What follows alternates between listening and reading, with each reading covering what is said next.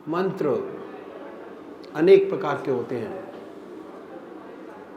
आज मैं आपको मंत्रों के बारे में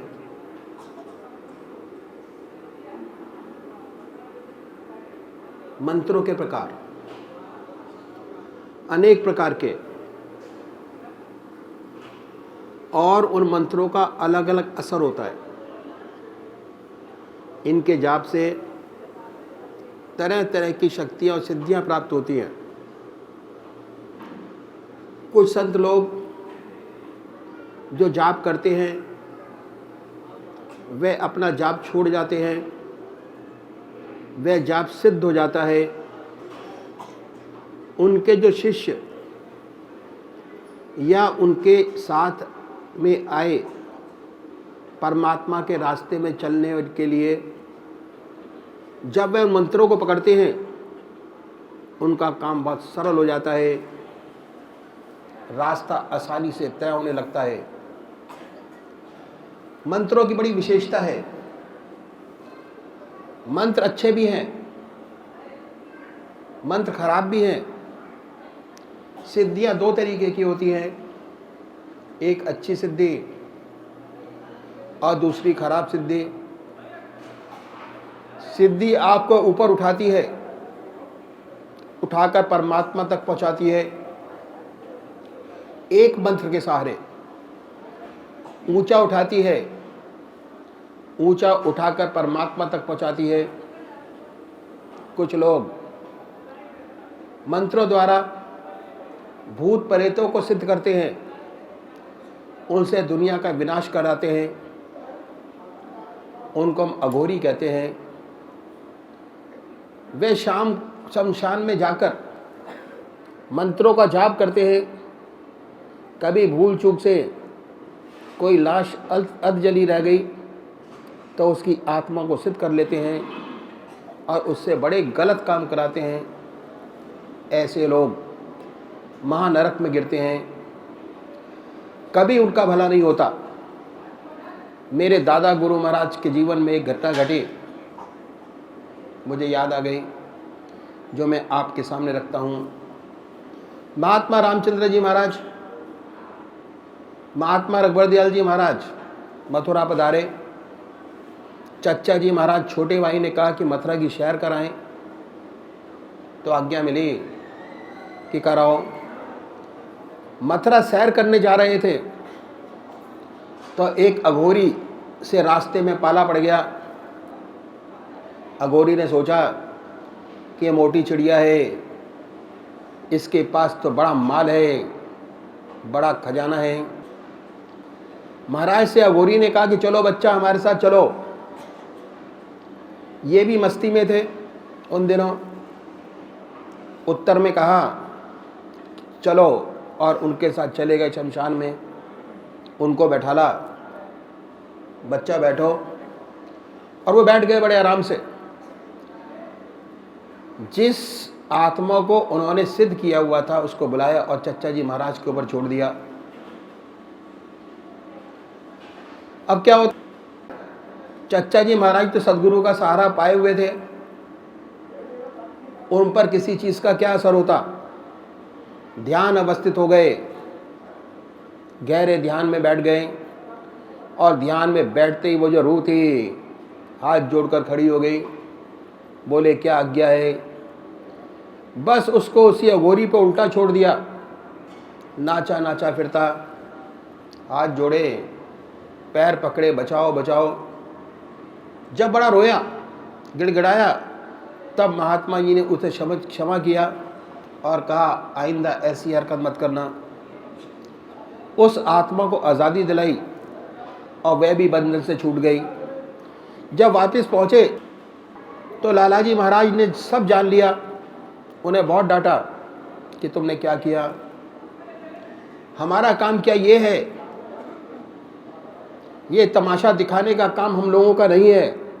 कान पकड़ो, गाल पर चपत लगाओ कि आइंदा ऐसा कभी नहीं करोगे। कान पकड़वाए, गाल पर चपत लगवाई। तो ये है अंतर मंत्रों की किस्म का। हमारे बुजुर्गों ने बताया नहीं बल्कि प्रैक्टिकल करके दिखाया। अध्यात्म में मंत्रों की बड़ी ज़रूरत पड़ती है और हम उसे कहते हैं बीज मंत्र।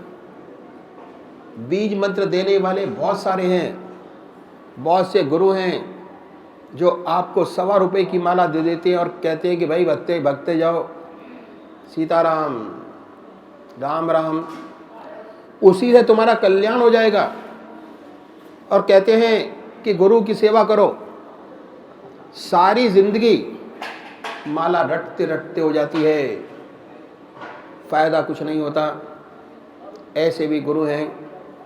अब अध्यात्म में सच्ची तरक्की करने के लिए 2 बातों की आवश्यकता होती है, ज़रूरत होती है।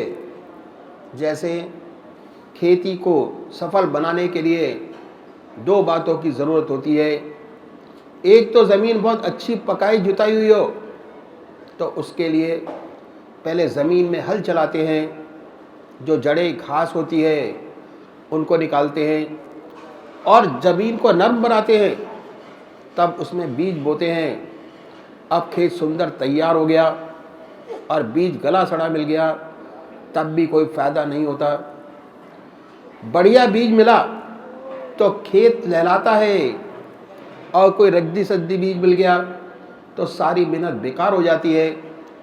ऐसे ही साधक को पहले इस खेत को तैयार करना चाहिए।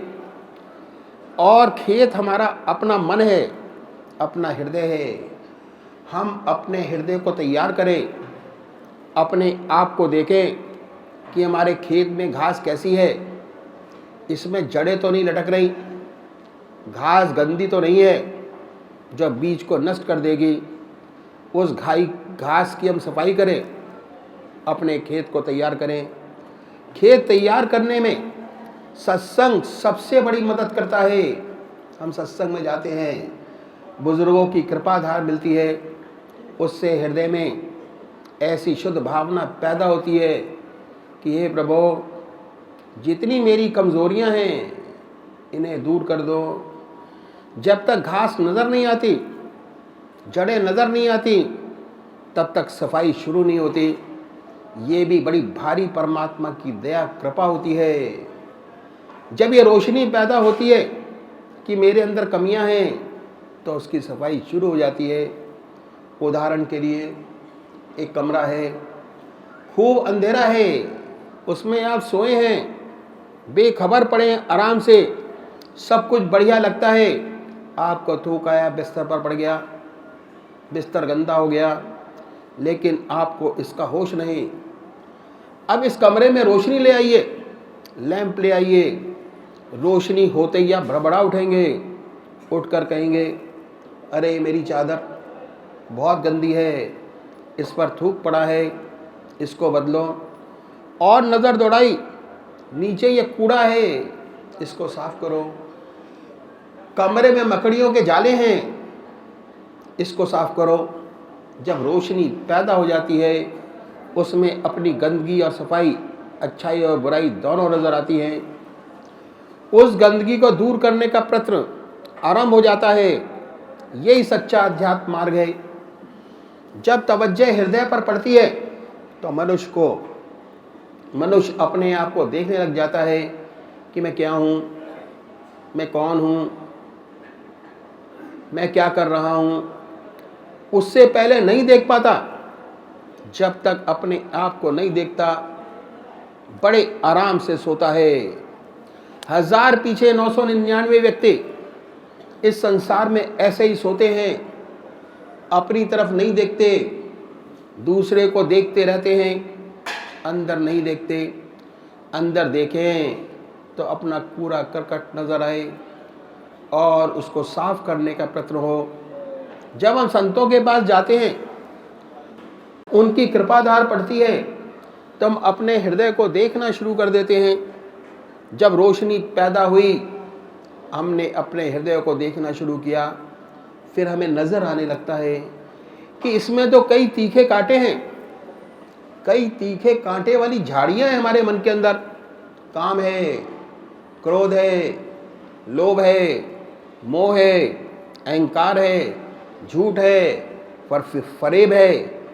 जब नज़र आ जाता है तो फिर दूर करने की भी चेष्टा शुरू हो जाती है। कि कैसे हमें इनसे छुटकारा मिले। इनसे छुटकारा पाने के लिए सबसे बढ़िया है सत्संग। इसलिए जो पहली चीज़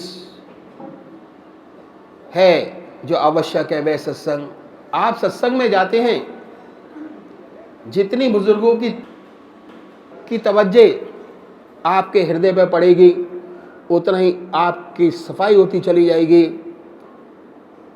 उपदेश तो हम सबको दे देते हैं, राम नाम में तो सबको लगा देते हैं, लेकिन बीज मंत्र जब मिलता है, जब गुरुदेव देख लेता है कि हाँ साधक ठीक है, तब उसे बीज मंत्र देता है। बीज मंत्र है चित्त की एकाग्रता, पावर ऑफ कंसंट्रेशन, जो सद्गुरु सच्चे साधक को प्रदान करते हैं। जब हृदय जाग जाता है, हृदय प्रेम से भरपूर हो जाता है, हृदय में प्रेम का जज्बा पैदा हो जाता है भगवान की सच्ची भक्ति के लिए, भगवान की सच्ची भक्ति पैदा हो जाती है, फिर वह साधक लिपट जाता है सच्ची आत्मिक उड़ान के लिए। जैसे खेत के लिए अच्छे बीज की आवश्यकता होती है, वैसे ही साधक के लिए भी आवश्यक है कि बीज मंत्र किसी अच्छे सद्गुरु द्वारा प्राप्त हो। अगर खराब बीज मिल गया तो उसका कोई फ़ायदा नहीं, साथ ही खेत खराब है, उपजाऊ नहीं, तो भी कोई फ़ायदा नहीं। दोनों चीज़ें अच्छी होनी चाहिए, बीज भी अच्छा और खेत भी अच्छा हो, तब खेती लहलाती है, तब आनंद ही आनंद होता है। अच्छे अच्छे फूल खिलते हैं, चारों तरफ खुशबू महकती है, अलग से मालूम हो जाता है कि फूल है, महक है। तो ये आवश्यक है कि बीज मंत्र समर्थ सद्गुरु से प्राप्त हो। ये बीज मंत्र नहीं कह दिया सीताराम सीताराम कहे चलो, माला लेकर ओम ओम करते रहो, वह कुछ नहीं। असली बीज मंत्र तो वह है जो आपके चित्त को एकाग्रता प्रदान करता है। आप 1000 कोशिश कर लो, चित्त आपका एकाग्र नहीं होगा, क्योंकि वह जन्म जन्म से बहिर्मुखी है। कोई शक्ति उसको एकाग्र कराती है, अन्यथा ये संभव नहीं है। हजारों कोशिश करिए, आप सिर्फ पटक कर रह जाएंगे, चित्त एकाग्र नहीं होगा, विचार आते रहेंगे। इसलिए ये प्रमाणित है कि भगवान श्री कृष्ण नाक को जब तक ना नथ लें, वह तब तक जहर नहीं छोड़ता। ये मन भी विषधार जैसा ही है, जब तक सद्गुरु इसके ऊपर अपनी सवारी नहीं करता तब तक ये विष देता रहता है।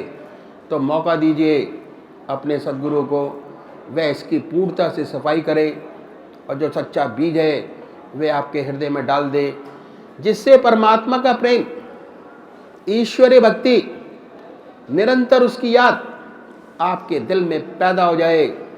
चलते फिरते उसकी याद हो, खाते पीते उसकी याद हो, बगैर उसकी याद के चैन न आए। जब मन वहाँ से हटे तभी आंखों में विरह के आंसू आ जाए कि ये क्या हो गया। ऐसी लगन आप में पैदा हो जाए। इसलिए जिस मंत्र से चित्त की एकाग्रता हासिल होती है, जो मंत्र ऐसे सच्चे सद्गुरु से प्राप्त होता है, उसी को बीज मंत्र कहते हैं। जब तक चित्त की एकाग्रता हासिल नहीं होती तब तक आपको बीज मंत्र नहीं मिला। जब बीज मंत्र आपको प्राप्त हो जाएगा, आप जैसे ही जिह्वा की नोक तालुए से लगाएंगे, फौरन ध्यान बनेगा, ऑटोमेटिक ध्यान बनेगा। हमें अपने खेत को अच्छी तरह जुताई करके उसमें से जड़े हुए घास निकालकर मुलायम कर कर उसकी कठोरता कट्टरता को निकालकर हृदय मुलायम करना है। जब हम शुद्ध हृदय से अपने गुरु के सामने जाएंगे, वह उसमें सुंदर बीज डालेगा जो फलेगा, फूलेगा, फलेगा और अच्छे मीठे फल लगेंगे। आध्यात्मिक क्षेत्र में सबसे बड़ी पहली प्राप्ति है बीज मंत्र। अब बीज मंत्र मिल गया तो साधक की जिम्मेदारी और बढ़ गई। अब वह अपनी सफाई में लगा हुआ है। बीज मंत्र मिलने के बाद उसकी जिम्मेदारी क्या बढ़ी? अब उसे खाली वक्त परमात्मा को देना है। हम लोग गृहस्थी हैं, सारा समय तो ईश्वर को दे नहीं सकते, हाँ, जब हमारे पास कोई काम नहीं है वह समय तो हम दे ही सकते हैं। इसके अतिरिक्त कुछ हमारे नित्य प्रति के कार्य ऐसे हैं जिनमें बुद्धि की अधिक आवश्यकता नहीं पड़ती। उस नित्य कर्म के साथ साथ किसी फिल्मी धुन गुनगुनाने के बजाय हम परमात्मा का नाम ले सकते हैं, क्योंकि अब जिम्मेदारी हमारी और बढ़ गई। अब तो उस परमात्मा के नाम को छोड़ना ही नहीं चाहिए। जीव को तालुए से लगाओ, अब प्रभु की याद में निरंतर डूबे रहो। संसार के भी काम करते चलो, दस्त बकार, दिल बेयार, हाथ पैर काम करे, बुद्धि काम करे, लेकिन हृदय परमात्मा की याद में बर्फ की तरह पिघलता रहे। अब क्या होता है, जैसे ही हम प्रभु की याद करते हैं हमारा चित्त एकाग्र होने लगता है। हमारी प्राणवायु का हमारी चित्त की एकाग्रता से घनिष्ठ संबंध है। जैसे जैसे परमात्मा का चिंतन होता है वैसे वैसे हमारी प्राणवायु ऊर्ध्वगामी होती चली जाती है। जितना हम दुनिया का चिंतन करते हैं, कामनी कांचन का चिंतन करते हैं, हमारे प्राण गुदा और जंगाओं की तरफ जाते हैं, लेकिन परमात्मा का चिंतन में प्राण ऊर्ध्वगामी होते चले जाते हैं। अब क्या होता है, जैसे जैसे प्रभु की याद बढ़ती चली जाती है वैसे वैसे प्राणों की गति ऊपर की ओर चलती चली जाती है। एक दिन आज्ञा चक्र पर स्पंदन शुरू हो जाता है। आज्ञा चक्र पर भौं के बीच में वाइब्रेशंस होती हैं। ध्यान करते हैं हृदय पर, भौं के बीच में वाइब्रेशन होता है। ध्यान हृदय पर करते हैं और ध्यान लगता है आज्ञा चक्र पर। अब ऐसी स्थिति में हमें आज्ञा चक्र पर ही ध्यान करना चाहिए, लेकिन इस ध्यान में जो विशेष बात पैदा होने वाली है आप उसे गौर से सुने। हमारा मस्तक स्पंज की तरह है। जैसे स्पंज होता है वैसे ही है, बहुत सारे छेद हैं उसमें। डॉक्टर लोग बेहतरी जानते होंगे, मेरे ख्याल से तो हजारों नर्व्स हैं उसमें, अनगिनत नर्व्स हैं और उसमें छेद भी हैं। स्पंज की तरह बताते हैं। अब हमारे हृदय पर जिन बातों का गहरा असर पड़ता है उनकी याद हमारे मस्तिष्क पर इम्प्रिंट हो जाती है। तब मेमोरी का छेद दिमाग में बन गया। ऐसे बहुत सी मेमोरी के छेद बनते रहते हैं, कुछ छोटे, कुछ बड़े, कुछ मोटे। बचपन की सारी बातें हमको याद नहीं है, परंतु कोई बात ऐसी हो जिसका गहरा संस्कार बना, वह गहरा छेद बन गया, उसकी मेमोरी स्टोर हो गई और कभी कभी फ्लेयर अप हो जाती है तो हमें पता लग जाता है, याद आ जाती है उसकी जो छोटी बातें थी जिनका हल्का संस्कार बना, वह सब भूल गए, उनका में ध्यान भी नहीं। जब राम नाम हृदय से लेते हैं, संस्कार हृदय से याद करने से बनते हैं, हृदय से वह संस्कार बनता है। संस्कार हमारी आंखों से बनता है, संस्कार हमारी जिह्वा से बनता है। ज़्यादातर संस्कार हमारी आंखों से बनते हैं। जैसे सेवक ने बताया, जितना गहरा संस्कार बनता है उतनी गहरी मेमोरी स्टोर होती चली जाती है। अब हम हृदय से परमात्मा की याद करते हैं।